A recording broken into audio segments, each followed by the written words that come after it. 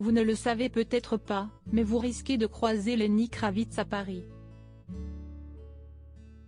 Ayant fait l'acquisition d'un hôtel particulier somptueux dans le 16e arrondissement de la capitale, l'artiste avait ouvert les portes de son palais aux journalistes du Parisien. Baptisé Villa Roxy, le magnifique hôtel particulier de 1500 m² de Lenny Kravitz avait été visité par les journalistes du Parisien en 2011. Une demeure qu'il a acquis en 2006 et dans laquelle il passe une moitié de l'année avec une gouvernante peu commode. Le temps de descendre quelques marches et nous voici dans la chaufferie. En tout cas, ça y ressemble. Lenny Kravitz en a fait un boudoir, avec petite table et bougies.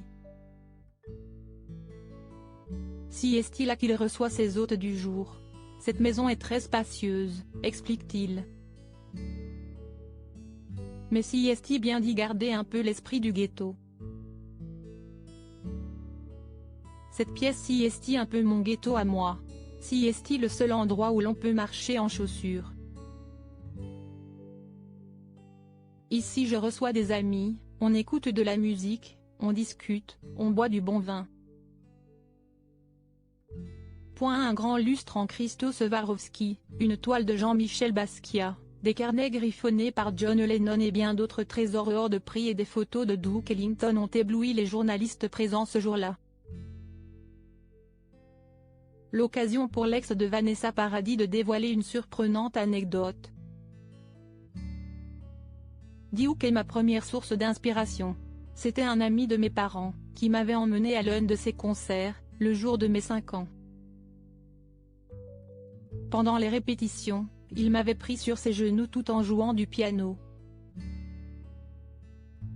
À 5 ans, je ne réalisais pas. Et le soir pendant le concert, il a joué Happy Birthday pour moi.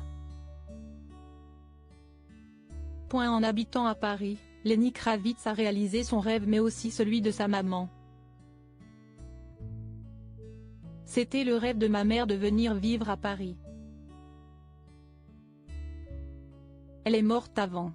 Je me suis tout de suite senti bien dans cette maison. Si est une oasis dans Paris. Quand je regarde dehors, j'ai l'impression d'être à la campagne. Je suis le seul particulier dans le coin, le reste ce sont des institutions. J'ai un studio et je peux faire du bruit comme je veux. Je vis, je sors, je fais de la moto, je me balade.